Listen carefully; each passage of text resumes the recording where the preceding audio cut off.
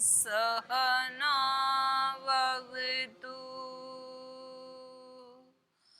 सहनौ भुनक्तु सह वीर्यं करवावहै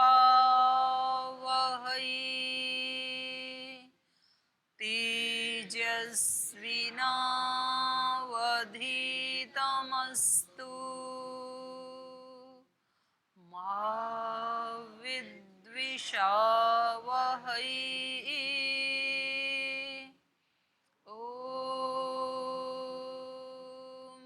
शान्ति शान्ति शान्तिः।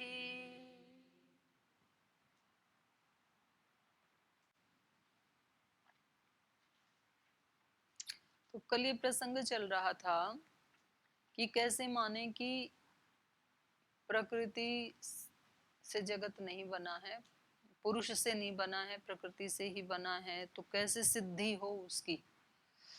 तो इन्होंने कहा प्रमाण से ही किसी चीज की सिद्धि होती है, और जो वस्तुएं प्रत्यक्ष नहीं दिखती हैं उनकी फिर अनुमान प्रमाण से सिद्धि होती है। कुछ वस्तुएं ऐसी हैं जिनको हम प्रत्यक्ष प्रमाण से जान सकते हैं, लेकिन कुछ सूक्ष्म वस्तुएं ऐसी हैं जिनको केवल अनुमान प्रमाण से ही जान सकते हैं, और कुछ ऐसी हैं जिनको सामान्य तो दृष्टि से जान सकते हैं। अनुमान के भी 3 भेद बताए ना, पूर्ववत, शेषवत, सामान्य तो दृष्टम च। तो यहाँ प्रकृति और पुरुष इन दोनों की सिद्धि हो जाती है सामान्य तो दृष्टि से, क्योंकि दोनों ही सूक्ष्म हैं। तो कल इन्होंने उदाहरण दिया था कुल्हाड़ी का और लकड़ी के कटने का, कि जहाँ कोई कार्य देखा जाता है तो वहाँ ये देखा जाता है कि वो कार्य किसी न किसी साधन से संपन्न होता है। क्रिया हमेशा साधन से संपन्न होती, बिना साधन के कभी कोई क्रिया नहीं होती है। तो ईश्वर ने ये सृष्टि को बनाया, ऐसा यदि मानेंगे तो उसके पास कोई साधन तो होना चाहिए ना। बिना कुल्हाड़ी के कभी भी लकड़ी नहीं कट सकती है। तो इससे किसकी सिद्धि हुई? इस उदाहरण से दोनों की हो गई। परमात्मा भी होना चाहिए, कुल्हाड़ी चलाने वाला भी कोई चेतन होना चाहिए, लेकिन चेतन भी बिना कुल्हाड़ी के लकड़ी नहीं काट सकता है, तो इसलिए उसको किसी साधन की भी जरूरत है। तो यहाँ जो ये छिदी क्रिया हो रही है, तो यहाँ कुल्हाड़ी की आवश्यकता है। तो इस प्रत्यक्ष से हमने जाना, जैसे फिर एक इन्होंने रूप दर्शन का दिया, कि जब हमें रूप दिखाई देते हैं तो इससे हमें सामान्य तो दृष्ट प्रमाण से क्या मालूम पड़ रहा है कि देखने का कोई साधन हमारे पास है, जो चक्षु इंद्रिय कहलाता है। अब आगे कह रहे हैं, इसी प्रकार हम देखते हैं कि कोई भी कार्य अपने सजातीय कारण से उत्पन्न होता है। मतलब मिट्टी से मिट्टी के पदार्थ उत्पन्न होंगे, सोने से सोने के, चांदी से चांदी के। तो कोई भी कार्य द्रव्य है, उसको देखने से ये पता लगता है कि इसका उपादान कारण भी कैसा रहा होगा, ऐसा ही रहा होगा। सोने के घड़े को देख के लगता है कि किससे बना होगा, सोने से ही बना होगा, मिट्टी से बना होगा ऐसे नहीं आता है, क्योंकि अपने सजातीय कारण से ही कोई दूसरा पदार्थ बनता है। तो कह रहे हैं कि वो पदार्थ इसी प्रकार से इस संसार को देख करके क्या पता लग रहा है, संसार की हर वस्तु कैसी है, त्रिगुणात्मक। ये कैसे पता लगा त्रिगुणात्मक है हर वस्तु? क्योंकि एक वस्तु को देखने से 3 प्रकार के भाव उत्पन्न होते हैं।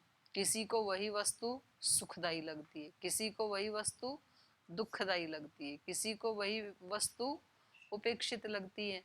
तो 3 गुण हैं उसमें, वस्तु तो एक ही है, लेकिन लोगों के भाव 3 प्रकार के देखे जाते हैं। तो इससे क्या पता लगा कि ये सारे कार्य द्रव्य संसार के क्या हैं, त्रिगुणात्मक हैं। हमारा शरीर कैसा है, त्रिगुणात्मक है। कैसे पता लगा? इस शरीर से कुछ लोग अत्यंत प्रीति करते हैं, उनके लिए ये शरीर कैसा है, सुखदायी है। कुछ लोग इससे अत्यंत अप्रीति करते हैं, तो उनके लिए ये शरीर कैसा है हमारा, दुखदायी है, देखते ही उनको अच्छा नहीं लगता है। कुछ लोग ऐसे हैं कि जिनको ना कोई सुख मिलता है ना दुख मिलता है। हम कहीं जाते हैं, कहीं रेलवे स्टेशन पर जाते हैं, एयरपोर्ट पे जाते हैं, बस स्टैंड पे जाते हैं, मार्केट में जाते हैं, तो कितने लोग हमें मिलते हैं, तो हमें कोई ध्यान ही नहीं रहता उनके शरीरों को देख करके, ना हमें कोई सुख मिलता है ना हमें कोई दुख मिलता है। लेकिन उनमें कोई हमारा परिचित हो, जिनसे हम अत्यंत प्रीति करते हैं, वो व्यक्ति मिल जाए वहां, तो उस शरीर को देख करके सुख की अनुभूति होती है कि आज अनायास ही उनके दर्शन हो गए। और कोई ऐसा व्यक्ति जिसको हम पसंद नहीं करते हैं, वो मिल जाए तो दुख की अनुभूति होती है। ये यहाँ आज भी कहाँ सामने आ गया, छोड़ के आए थे, ये यहाँ भी सामने कहाँ दिख गए, ये कहाँ घूम रहा है। ऐसे एकदम से व्यक्ति का ना माथा ठिणकता है, उसको देखते ही माथा ठिणकना समझते हैं। हाँ, हाँ, दिमाग खराब तो नहीं होता पर अच्छा अच्छा नहीं लगता है दिमाग को। तो व्यक्ति तो एक ही है ना वो, भाव तीन तरह के हैं। कभी तो कुछ नहीं लेना देना होता, कभी सुखी होते हैं दुखी होते हैं। तो इससे क्या पता लगा कि शरीर कैसा है, त्रिगुणात्मक है। क्योंकि सुख किसकी निशानी है, सत्वगुण की। दुख किसकी है, रजोगुण की। और तमोगुण है न्यूट्रल, बैठा है शिथिल, कुछ लेना देना नहीं है उसको। क्या हो रहा है संसार में कुछ नहीं लेना देना, हम आराम से बैठे। अकर्मण्यता, चित्त की अकर्मण्यता है वो तमोगुण के कारण, उसमें कुछ नहीं हो रहा है। तो इस त्रिगुणात्मक जगत को देख करके सामान्य तो दृष्ट प्रमाण से ये पता लगा कि इसका कोई कारण भी त्रिगुणात्मक ही होगा।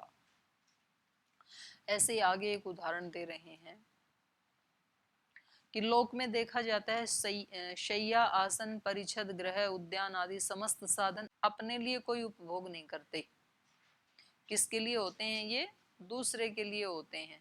शैया शैया के लिए नहीं है, किसी मनुष्य के लिए। आसन आसन के लिए नहीं है, कोई मनुष्य उस पे बैठता है। ऐसे ही परिछद ढकने वाला चद्दर आदि या रजाई आदि, वो रजाई रजाई के लिए नहीं है, किसी मनुष्य के लिए। घर उद्यान आदि माने जितने भी कार्य द्रव्य देखे जाते हैं संसार में, वो सब अपने लिए नहीं होते हैं। जो भी जड़ वस्तुएं, इनका ठीक उपयोग कोई अन्य व्यक्ति करता है। प्रत्येक परिणामी तत्व की यही दशा है। जो भी परिणामी तत्व हैं, चाहे वो हमारा शरीर है, चाहे इंद्रियां हैं, बुद्धि है, कुछ भी है, या भौतिक वस्तुएं हैं, जो परिणामी है वो किसके लिए हैं, अपने लिए नहीं है, किसी दूसरे के लिए, वो साधन है। तो इससे एक सामान्य नियम का निर्धारण कर लिया जाता है कि प्रत्येक परिणामी तत्व परार्थ है। तो प्रकृति भी कैसी है, संसार भी कैसा है, परिणामी। तो ये परार्थ है, अपने लिए नहीं है, किसी चेतन के लिए है। तो यह है पर मतलब अन्य, अन्य मतलब कोई अचेतन तत्व से भिन्न।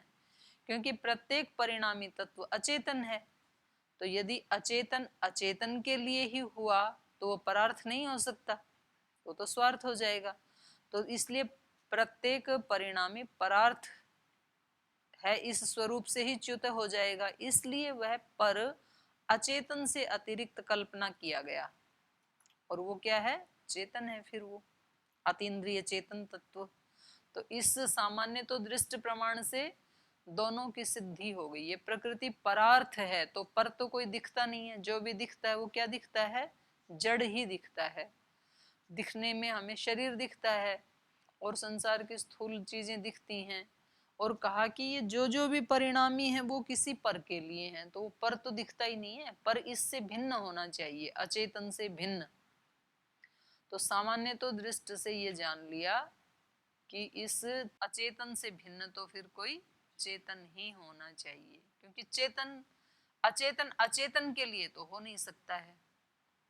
तो उससे भिन्न तो फिर कोई चेतन की कल्पना करनी पड़ेगी। तो ये अनुमान प्रमाण से सामान्य तो दृष्ट नामक जो अनुमान प्रमाण है, उससे एक चेतन की सिद्धि हो गई। प्रत्यक्ष आदि प्रमाणों की फलभूत प्रमा, प्रमा मतलब ज्ञान। तो प्रत्यक्ष आदि जो प्रमाण है उनका फल क्या है, ज्ञान होना, प्रमा होना।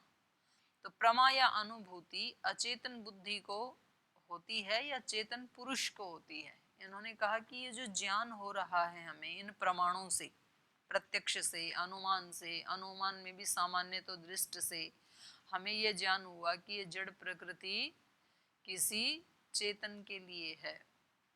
तो ये जो ज्ञान हो रहा है ये किसको हो रहा है? ये जड़ बुद्धि को हो रहा है या किसी चेतन को हो रहा है? ये आशंका है शिष्य की। कह रहे हैं यदि चेतन पुरुष को हो रहा है, पहले कह रहे हैं यदि बुद्धि को हो रहा है तो अचेतन को अनुभूति कैसे हो सकती है, क्योंकि वो तो जड़ है बुद्धि तो। और यदि चेतन पुरुष को हो रहा है तो फिर तो वो परिणामी हो जाएगा, क्योंकि ज्ञान हमारा बदलता रहता है। तो प्रत्येक बाह्य विषय बुद्धि में पहुंचने पर जैसे वो विषयाकार परिणत हो जाती है,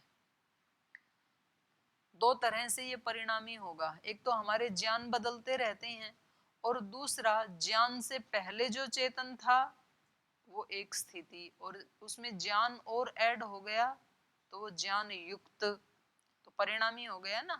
पहले घड़े में बिल्कुल पानी नहीं था तो निर्जल था वो, फिर उन्हें 2 गिलास पानी उसमें डाल दिया तो वो जल सहित हो गया, तो परिणामी हो गया घड़ा। ऐसे ही आत्मा भी परिणामी हो जाएगा, ज्ञान रहित ज्ञान सहित। तो दोनों तरह से दोष आ रहा है। अगर आप कहें कि बुद्धि को ही ये ज्ञान होता है तो जड़ है, उसको कैसे ज्ञान हो सकता है। अगर कहो चेतन को हो रहा है तो चेतन परिणामी होने लगेगा। इस प्रकार जब वह विषय चेतन तक पहुंचेगा तो उसका भी विषयाकार परिणाम मानना होगा। तो इसका समाधान दे रहे हैं, सूत्र बोलिए, चिदवसानो भोगः। कह रहे हैं भोग तो चेतन पर्यंत ही होता है, चेतन पर्यंत होता है, तो दोष क्या आएगा?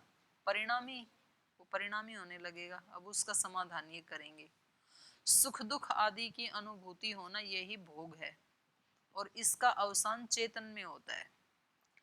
भोग बुद्धि तक ही पहुंचकर नहीं रह जाता, उसकी पहुंच चेतन तक है। जड़ जगत की रचना चेतन जीवात्माओं के भोग के लिए है, क्योंकि जड़ तो जड़ के लिए हो नहीं सकता, चेतन के लिए है ये। तो संसार में सुख दुख आदि का अनुभव रूपी जो भोग है वो भी जीवात्मा तक पहुंचकर समाप्त होता है, उससे पहले वो और कहीं रुकता नहीं है।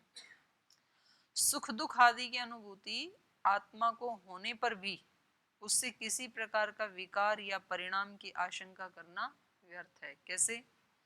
आत्मा का अपना वास्तविक शुद्ध स्वरूप चेतन है, चेतन को किसी प्रकार का अनुभव होना उसको अपने वास्तविक स्वरूप से हटाता नहीं है, बल्कि यह तो चेतन के स्वरूप का अपने वास्तविक स्थिति में रहना प्रमाणित करता है। कोई भी अनुभव चेतन के अस्तित्व का प्रमाण ही कहा जा सकता है। कह रहे कोई भी ज्ञान हो रहा है, कोई भी अनुभव हो रहा है, तो ये तो इस बात का प्रमाण है कि वहां पर कोई चेतन है। तो ये तो चेतन के स्वरूप की सिद्धि ही कर रहा है ज्ञान होना। अथवा ये कहें कि ये अनुभव बिना चेतन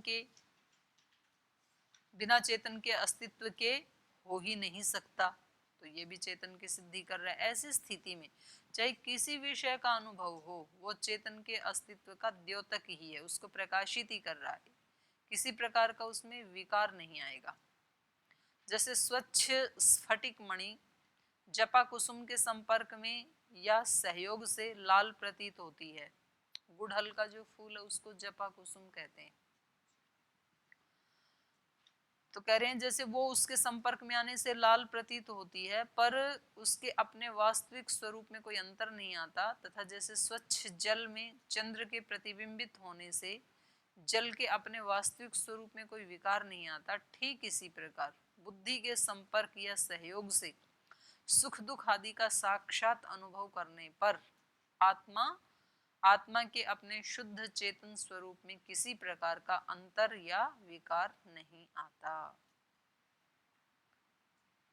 तो शेष फिर इन्होंने कहा कि हमने वहां सांख्य सिद्धांत में आगे जो आएगा ना, वहां इसका विस्तार से वर्णन किया है।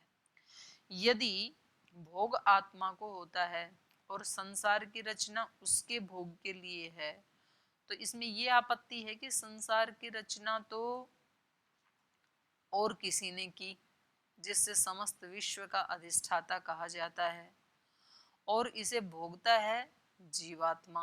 तो इस प्रकार यह दोष है कि न करने वाले को फल की प्राप्ति हो जाती है और करने वाले को नहीं होती है। संसार को किया किसने? परमात्मा ने। तो उसको तो संसार का कोई भोग मिलता नहीं है, और इन जीवात्माओं ने जो कुछ भी नहीं किया, इनको भोग मिलता है इस संसार का। तो इसमें ये दोष आ गया कि बिना करने वाले को फल की प्राप्ति हो रही है, करने वाले को नहीं हो रही है। तो इसका उत्तर दे रहे हैं, अकर्तुरपि फलोपभोगो अन्नाद्यवत। कभी कभी अकर्ता को भी फल का भोग मिल जाता है, अन्नाद्यवत, अन्न पकाने वाले के समान। अब रसोई घर में खाना पकाता तो एक है, पाचक, तो कर्म तो एक ने किया, तो खाता भी वही है कि सारे खाते हैं? माँ पकाती है घर में, खाते हैं सारे परिवार के लोग। गुरुकुल में भी एक पाचक पकाता है और कुछ 5-4 उनकी सहायता करते हैं, 10 भाई बहन सहायता करते हैं, खाते हैं सारे के सारे हैं। अकेले रहता है, पर ये दूसरी जगह तो अकेला बनाता है और सारे खाते हैं, ये भी तो उदाहरण है ना। हम तो इसको देखेंगे, तो जो पकाता है वही नहीं खाता ना, कर्म तो एक करता है और फल इतने लोगों को मिलता है। तो ये तो प्रत्यक्ष उदाहरण है ना। अकेले वाले पे क्यों जा रहे हो, अपने वाले पे रहो ना, दुष्ट उदाहरण क्यों दे रहे हो?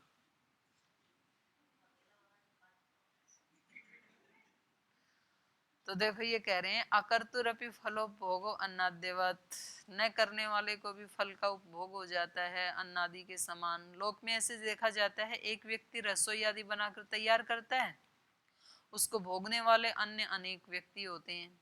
इसी प्रकार जगत की रचना में जीवात्माओं का हाथ ना होने पर भी वो उसके भोगने वाले हो सकते हैं। तो सूत्रकार लौकिक उदाहरण के द्वारा प्रत्यक्ष अर्थ के समान परोक्ष अर्थ को समझाने का यत्न कर रहे हैं।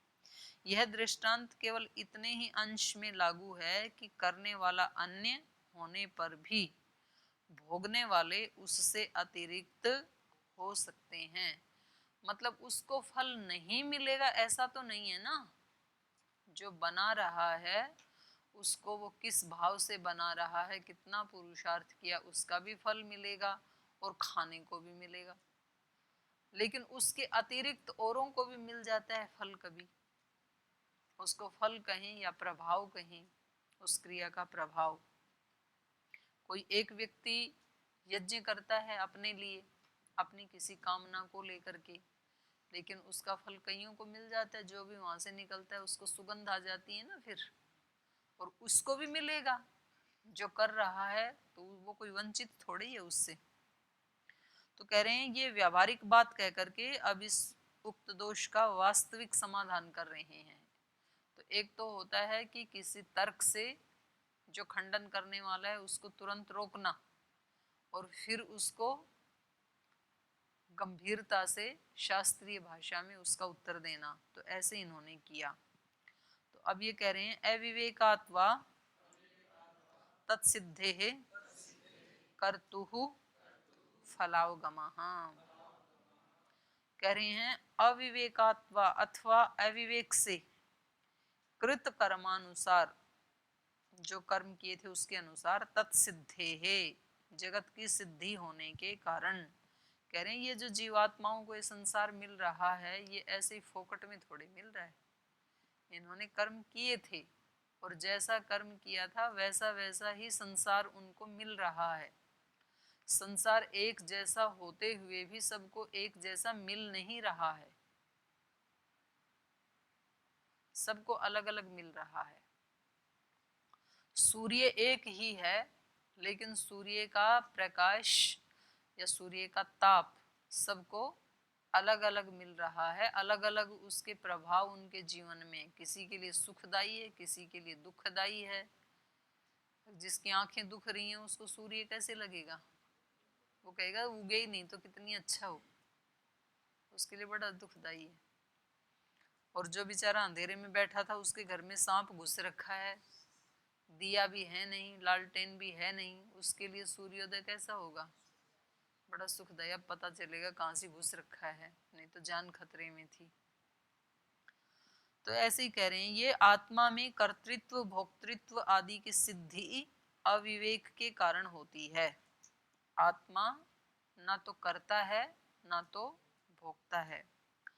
शुद्ध चेतन स्वरूप आत्मा को अविवेक एक ऐसी अवस्था में लाकर डाल देता है जहां कर्तृत्व भोक्तृत्व आदि का अस्तित्व उसमें स्वीकार किया जाता है, जो तत्व ज्ञान हो जाने पर नहीं रहता।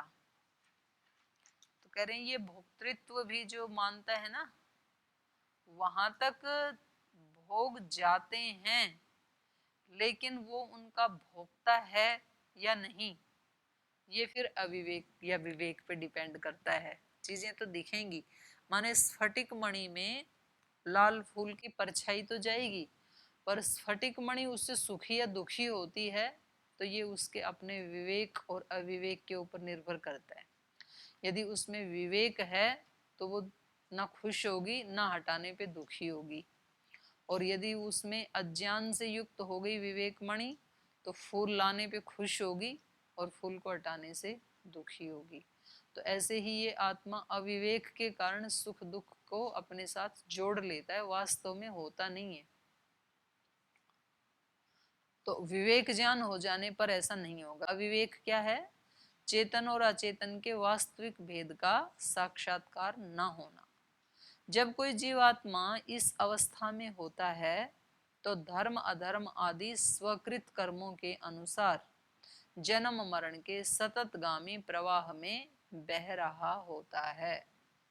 अगर तो ये जीवात्माएं संसार के सुख दुख का भोग कर रही हैं, सुखी दुखी हो रही हैं, तो ये सुख दुख रूपी, लोग बोल देते हैं ना भगवान जी ने संसार बनाया ही क्यों, देखो हमें कितना सुखी दुखी होना पड़ रहा है।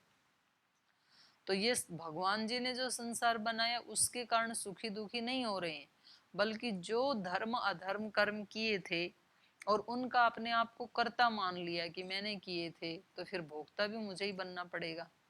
तो उसके अनुसार मिल रहे, मैंने किए थे मेरे को मिल रहा है। तो ये होगा अविवेक के कारण। कह रहे हैं तब वह धर्म अधर्म आदि स्वकृत कर्मों के अनुसार जन्म मरण के सतत गामी प्रवाह में बह रहा होता है। सामूहिक रूप से जीवात्माओं के ये कर्म सृष्टि रचना में सहायभूत होते हैं। माने एक मेरा कर्म, दूसरे का, तीसरे का, चौथे का, ऐसे 130 करोड़ लोगों के कर्म, तो जैसे जैसे उनके पाप या पुण्य कर्म है वो सब मिल करके फिर इस संसार को वैसा बनाने के लिए निमित्त बनते हैं, फिर वैसा संसार बनता है। क्योंकि उन सब का फल भी तो देना है ना, क्योंकि उन सब आत्माओं ने अपने आप को क्या मान लिया? कर्ता। मैंने किया है, ये मैंने किया है, तो भगवान जी कहते हैं ठीक है फल दे देते हैं फिर आपको। और मैंने नहीं किया ऐसा अगर किसी आत्मा ने मान लिया तो उसको फल भी नहीं देगा, उसके लिए संसार नहीं है, फिर वो आएगा ही नहीं वापस। तो सामूहिक रूप से जीवात्माओं के ये कर्म सृष्टि की रचना में सहायभूत होते हैं, क्योंकि आत्माओं के भोग संपादनार्थ इस जगत की रचना है, इसलिए आवश्यक है कि उनके वह उनके भोग के अनुकूल हो, जैसा उनको मिलना चाहिए था वैसा ही संसार बने। तो इस अनुकूलता के नियमन में भी जीवात्माओं के कर्म ही सहायक हैं। इस प्रकार जगत की उत्पत्ति के अन्य निमित्तों के समान जीवात्माओं का अविवेक भी एक निमित्त है। तो इन्होंने नीचे ना वो दिया है फिर कहाँ कहाँ ये तद योगोपि अविवेकात् न समानत्वम नैरपेक्ष्यपि प्रकृत्युपकारे अविवेकी निमित्तम नैकांततो बंध मोक्षौ पुरुषस्य अविवेकाद्रिते और निमित्तत्वम अविवेकस्य इति न दृष्ट हानि। तो ये सारे इसी चीज को पुष्ट कर रहे हैं। तद योगोपि अविवेकात् न समानत्वम, ये तो पढ़ लिया आपने। वो जो उसके साथ संयोग भी होता है वो किसके कारण होता है? अविवेक के कारण होता है। नैरपेक्ष्यपि प्रकृति उपकारे अविवेकी निमित्तम, निरपेक्ष होता हुआ भी प्रकृति के उपकार करने में अविवेको निमित्तम, अविवेक ही निमित्त है। नैकांत तो बंध मोक्षौ पुरुषस्य, वास्तव में तो पुरुष का बंधन या मोक्ष होता ही नहीं है। अविवेकादृते, अविवेक के सिवाय अविवेक ही उसको बंधन में या मोक्ष में डालता है। वो तो एक ही स्थिति में रहता है। निमित्तत्वम अविवेकस्य इति न दृष्ट हानि। जो दृष्ट संसार है इसका निमित्त क्या है? अविवेक। किसी ने वहां पर प्रश्न किया कि अगर सब विवेक को प्राप्त हो जाएंगे तो संसार ही उजड़ जाएगा फिर? तो बोले नहीं उजड़ेगा, क्योंकि सबको एक साथ विवेक होना नहीं है, और जिसको विवेक होगा उसके लिए तो संसार होते हुए भी नहीं होगा, और बाकी जो हैं उनके लिए तो चलता रहेगा।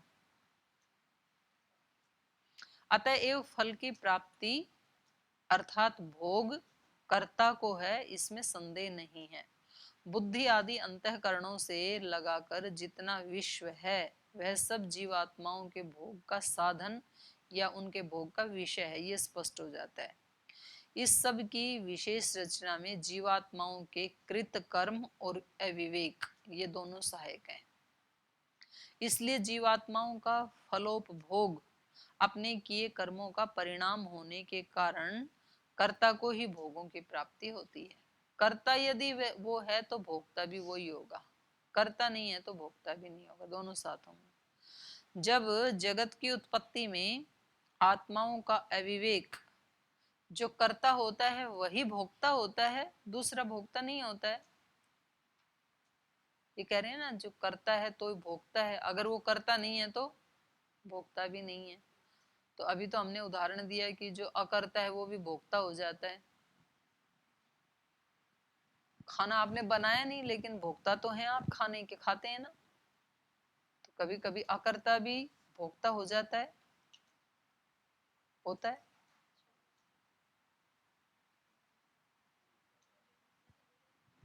जितना करेगा उतने मिलेगा, तो रोटी मत खाना आज जा करके, आपने तो बनाई नहीं, तो आपको खाने का भी क्या हक है?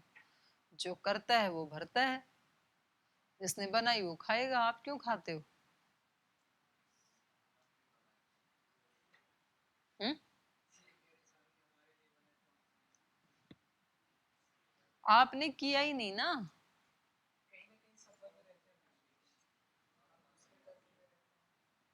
दूसरे कर्म में रहते हो उसका फल मिलेगा, पढ़ाई कर रहे हो तो पढ़ाई का फल मिलेगा। खाना बना ही नहीं रहे तो खाते क्यों हैं आप? तो भोक्ता तो बन जाते हैं। ऐसे भी तो देखा जा ही रहा है ना, लोक में क्या देखा जा रहा है, जो करता नहीं है तो भी भोक्ता है। ठीक है, तो यही सिद्धांत स्थापित कर दें, अकर्ता होते हुए भी भोक्ता होता है, कर दें। ये कह रहे हैं जो करता होता है वो ही भोक्ता होता है, दोनों कर दें। ठीक, कह रहे हैं दोनों दोनों सिद्धांत चला दो, फिर कोई तीसरा चौथा आएगा वो भी चलने दो।